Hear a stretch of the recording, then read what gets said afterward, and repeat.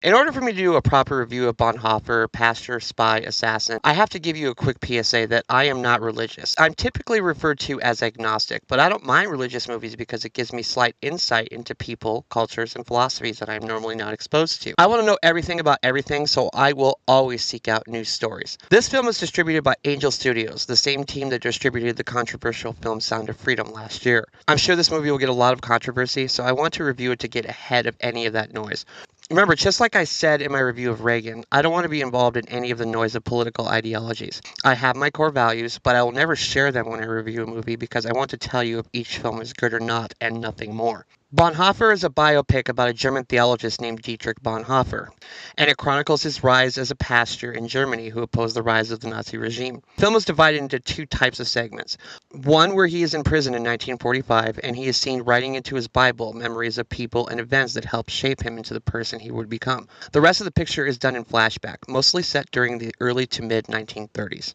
The first sequence of the movie is a young Dietrich playing hide and seek with his older brother, who is about to be shipped off to fight in the First World War. Once the older brother starts leaving to go to the First World War, you see the older brother ride off in a car, and his brother is chasing him down in a would-be sentimental sequence.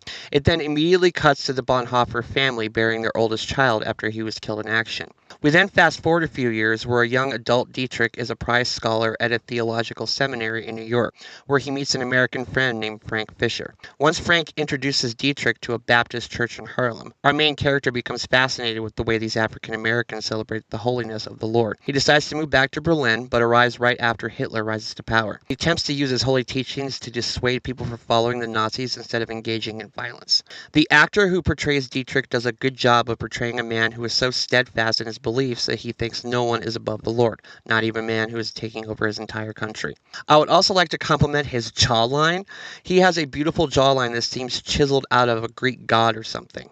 August Diehl, I hope I pronounced his name correctly, plays a bishop in this movie who is initially resistant to Dietrich's warnings about the rise of Nazism. I remember this actor in Inglourious Basterds, so it was nice to see him again. The cinematography is good, and the film does a nice job of filming the bright and luscious landscapes during the happy times and making them gray and foreboding during the dark times. The story of this heroic man deserves to be told, and it has a nice message about fighting anti-Semitism, as well as battling the ideologies of a tyrant attempting to take over a country. I also must praise this film for making me aware of this man so I can learn about him on my own. Unfortunately, that's where the compliments mostly stop, because this movie omits so much material from the story that I can't unsee the reality from the historical manipulation that is taking place here. To begin with, Dietrich's father was a psychiatrist and a neurologist, and this movie only has him sitting around in chairs and just basically cheering his son on. We don't get any insight into how the actions that Dietrich commits affects his family. He also had a twin sister, and they have exactly one scene together that is there only for a false sense of sentimentality. It comes off as completely hollow because the scene takes place early in the movie before we know who each character is and what they mean to each other. So when you see him reliving a memory of his sister in a prison cell, you don't know how close they actually were. For all we know, based on the design of this movie, they could have had a falling out once he moved out of his childhood home.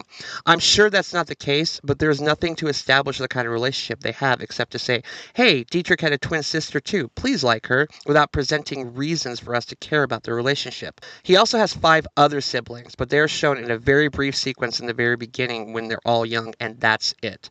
The dynamic of his family is just never shown, and it just seems that all they do is sit around the house waiting for their child to talk to them. Remember, I'm talking about the design of this biopic, not the real happenings. I know this movie is taking many creative liberties, but I really feel like there's many loose threads. Another problem I have is the movie jumps time periods so frequently that it sometimes becomes hard to remember which time frame they are in. Sometimes it feels like it's only been a few days, but it turns out that 2 years have passed. With the exception of when the film identifies the year and place only one time per sequence, it can be confusing to keep up with what era of his life we are now spying in on. The sense of time this movie fails to convey is very frustrating. The best scene in the film is when the bishop I mentioned earlier is giving a sermon at his church. There's a group of Nazi soldiers sitting there, and he basically rejects Nazism to the pleasure of the rest of the crowd. Then the Nazi soldiers get up and protest and leave. That night, they go to his house and take him away. We can use our imagination on where they were taking him. That's heartwarming and powerful, but it's undermined by the fact that Dietrich was in the house when the Gestapo arrived. He was already on the Nazis' radar, so why didn't they arrest him as well? To have a sequence be so powerful only to have me pulled out of it because of a basic question that some simple writing could have fixed made me actively mad at this movie. Dietrich also had a fiancée when he died, and she is not mentioned of nor shown in this movie at all. Is it because there was such a large age gap between them that the filmmakers didn't want to show something that the viewers may have felt was less than flattering? He was 36 and she was 18. If that's the case, then fuck this movie, because as I said in my review of Reagan earlier this year, I have no patience for biopics that are too scared to show our heroes' darker secrets. If you want me to like this man, which I do, I have to know that he is flawed just like all of us are. This is just lazy writing inspired by the fact that all they want to do is send an uplifting message, but if you don't show us both the peaks and the valleys, then I feel like I have been placated to, and I lose my patience. One of the ideas I loved was when Dietrich goes into hiding. He begins doing seminaries at a small town church where there are many children. That could have shown him being this heroic figure that the picture is obviously wanting us to think he is. But we spend one scene there, then about 20 minutes later we are informed that the Nazis burned down the building, but we are never shown any of that, nor were we allowed to spend any time with the kids for us to care. It felt like it was just a box that needed to be checked. The funny thing is I don't hate this movie. I thought the first hour was really strong. It seemed like I was in store for something very special. But when young children are converted to Nazism overnight and you see them marching with soldiers, while it's supposed to be a heartbreaking moment, instead it comes off as laughable because it makes the Nazis seem like cartoon villains. And we all know that they were much worse than that. Especially once they show the Nazi Bible that they were trying to force all churches to utilize. I don't know how historically accurate that is, but for the sake of drama, I'm willing to give the movie the benefit of the doubt. But they have to show all Nazis as over-the-top evil instead of the way Nazis have been portrayed in movies better than this one. It seems like the creators of this picture were trying to go for an all-encompassing story to bring in as many viewers as possible.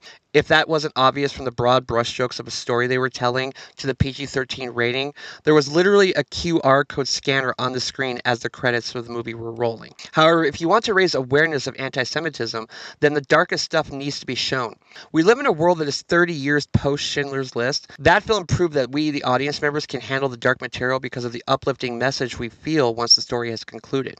This movie seems to have its heart in the right place, but it just doesn't have the guts to show us everything. There is so much more known material about Bonhoeffer that the film omits, but this video would be 5 hours long, and I don't want to make this a documentary video. Bottom line, this movie was disappointing. It has a great and powerful first half, even if it does gloss over some of the details.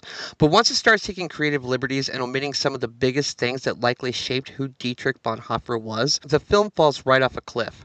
Dietrich Bonhoeffer, the man, should be celebrated for his heroism, but until something better comes along, if you want to learn something about the real person, check out the International Bonhoeffer Society, which is offering free curriculum on the man. I give Bonhoeffer 2 stars out of 4. Is this a propaganda film? I have no idea, nor do I really care if it is. I just want people to see good movies, and I think this one tried to be good and missed. It's so frustrating because it's a story that should be told with better clarity. Okay, so Bonhoeffer, have you seen it? What did you think of it? Please let me know in the comments. I also just reviewed Red One starring The Rock, and I'm doing Tony Todd Appreciation Week on my channel this week, so check that out if you're interested. Here are links to some of my other videos. Follow me on social media if you like, and until next time, I am Ghost.